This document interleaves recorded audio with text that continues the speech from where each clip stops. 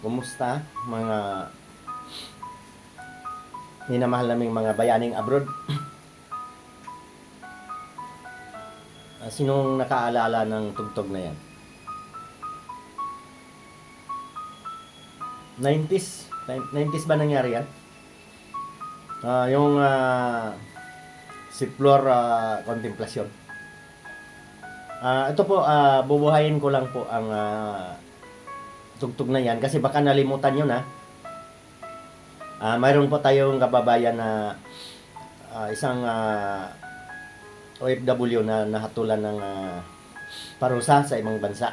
Ayaw ko lang banggitin kung saan. Hindi naman po napatunayan kung ano ba talaga.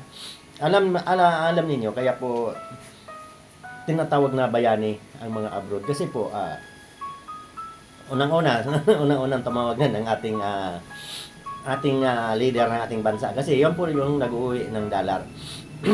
Ngayon, magkano, alam ba niyo kung magkano ang dollar na naiuwi ng ating mga bayaning abroad. Ako po, hindi po ako nakikisakay po dito. Totoong buhay po lagi ng aking vlog. Mayroon din po akong anak sa Dubai. Binabati ko, Jerome, bumalik na si Jerome ha. At ang kayang napapangasawa ay nandito pa sa La Union. Naiwan kasi may nilalakad pang papilis. Jasmine, kumusta kayo lahat dyan sa La Union? Gusto ko lang ipaliwanag kasi may viral ngayon kumakain ng dilata. Tapos tumatawag daw siya, hindi nasasagot ng kanyang pinadalhan ng pera. Di ko ba masyado na yung kwento na yan eh. Umiyak siya. Alam niyo, hindi lang yan nagpapabiyos yung tao na yan. Totoo talaga yan. Kasi nung hindi pa nakapag-abroad ang aking anak, ang unang-unang nag-abroad sa amin, ang kapatid ng asawa ko, talaga pong marami kaming nahiram doon na wala nang bayad-bayad. Alam niyo, ang mga nag-abroad kasi, hindi rin nila matiis ang naiwan sa Pilipinas. Alam kasi nila na sobrang kahirapan. Pero, doon din po sa ibang bansa, ngayon ko lang din po nalaman na hindi rin pala masarap doon. Alam niyo ba ang inuupa ng aking anak doon sa Dubai sa apartment kung hindi man parang nalimutan ko 20,000 yata ang isang buwan. Abang upa sa bahay. Sawa ng Diyos, sumusildo naman siguro yun ng di ko naman tinanong din eh. Palagay natin 100,000 isang buwan. Bawasan mo ng 20, 80 na lang. Ang pagkain doon mahal. Kaya po ibig sabihin, pag nagpadala pa dito buwan-buwan, halos wala na rin pong matira sa nag-abroad. Kaya po, dapat po natin ibabalance po. Huwag po natin hingian ng hingian kasi naalam nyo ba kung minsan mayroon na nagsusuicide na lang sa problema doon sa abroad. Lalo na kung ang kanyang naiwan dito sa Pilipinas ay niloloko pa siya. Binabati ko po, kayo pong mga asawa na naiwan dito, talaga pong igagalang po ninyo ang inyong mga asawa na nasa abroad. Kasi hindi naman sa pangalalait mayroon kung minsan nangyayari na naghanap na ng iba dito sa Pilipinas yung naiwan, nakabiyak. Huwag pong ganyan kasi malaki pong paghihirap, sakripisyo po ang mag-abroad. Nung una, kasi naririnig ko, ay, may abroad yan. Laging mga abroad yan. Masarap ang buhay niyan. Ngayon ko lang po nalaman na hindi po basta-basta. Ay, lalo na kung ikaw ay domestic helper. Magkano lang ang sweldo niyan? Ninabati ko po lahat ang nagtrabaho dyan sa Hong Kong. Hindi ko po alam itong si Mars Villanueva. Magkano bang sahod mo, anak? Anak namin dito sa YouTube yun eh. Nasa Hong Kong yun. Alam ko mababa po ang sweldo dyan. Alam niyo hindi ko naman pinagmayabang yung anak ko. Siguro sa Dubai, mga 100,000 ang sweldo niya. Pero, pag kinuwenta po ninyo, parang ang katulong mas okay pa eh. Kasi libre na eh. Hindi ko po inahamak yung mga katulong. Ikumpara ko dito sa anak ko, bayad lahat. Mga pare-pareho lang din sila eh. Kaya po, intindihin po natin ang buhay abroad. Hindi po tayo basta-basta na sinasabi na masarap na ang buhay. Kung tayo naiwan dito, hila-hilata na. Kami po, patuloy ko po kaming nagtatrabaho. Kaya po ang aming anak, nagpapadala yan kasi may nag-aral pa yung bunso eh. Pero hindi namin inoobliga. Kung gaya nito, pag uwi niya, pinasalubungan kami ng couple watch ng kanyang nanay. Ito, pasalubong sa akin. Hindi ko na pakita itong shirt ko. Ganun lang po kasimple.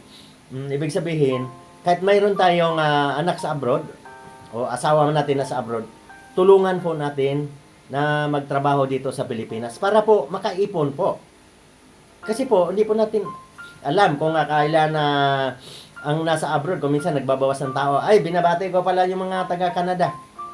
Marami pong nag-uwian, di ba? December, alam niyo ng balita. Pinapauwi kasi kasalanan na din po yan ng Canadian government. Tanggap ng tanggap sila ng ang mahal pala ng bayad niyan.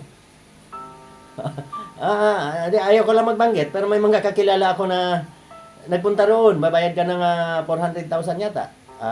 Mag-tourist visa. Tapos mag-a-apply ka doon ng trabaho. Ngayon, pinauwi po lahat. Hindi ko po alam kung ilan.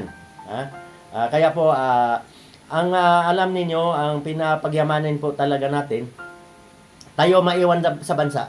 Magbungkal tayo ng lupa, kung ano man ang hanap buhay dito, tapos mayroon tayo sa abroad. Kagaya sa amin, aming anak nasa abroad. Tuloy-tuloy kaming nananahin. Nakikita nyo naman, madaling araw pa. Mamaya, magla-live na naman ako magtrabaho. Para hindi tayo umasa. Kasi kung umasa tayo, ay kawawa naman po ang ating abroad. Lahat po doon, bayad. Yan katulong o ano may posisyon ka man. Ang aming anak sa awa ng Diyos, may posisyon yon. Pero pag tinutal mo, katulong o kaya may posisyon ka, ang katulong kasi libre na lahat yun eh. Baka mas, di ba? Ang aming anak ay gastos 20,000 ng upa sa apartment.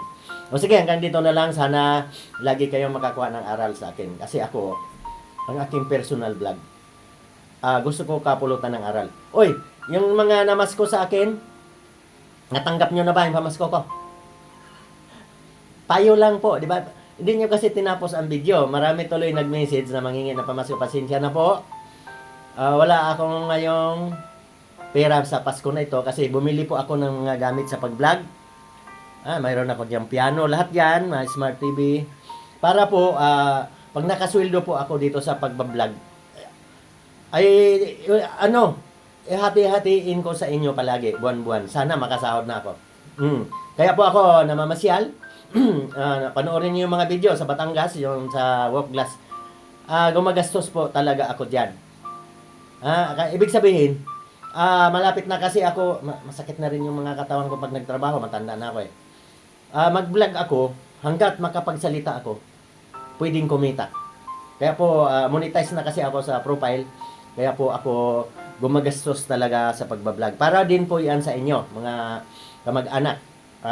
Para po, pag sumweldo ako buwan-buwan, hati-hatiin po ninyo. Pasensya mo na, wala ako na ibigay ngayon. Ay, si Daniel lang nabigyan ko. Si Wilfredo, alam ko naman, hindi naman niyang gipit. At si Elida sa Cebu, nung lagi ko naman niya binibigyan ng puhunan, kaya lang hindi naman siya nagtinda. Bubuti kong pensyonado ako. Alam mo ba ang pensyon ko? Hindi ko pa nga nakukuha yung 500 lang sa isang buwan. Kasi hindi naman ako nagiging pensyonado sa SSS. Hindi naman ako nakapagtrabaho ng malaking kumpanya. Kaya po, sikap-sikap hanggat kaya. Kaya po, ang huli kong baraha, itong pagbablog, sana sumweldo ako dito. Alam nyo naman, nahirap ngayon kumita. Pero kung maraming views, kumikita pa rin eh. Sige, maraming salamat. Patuloy lang tayo sa mga pangarap.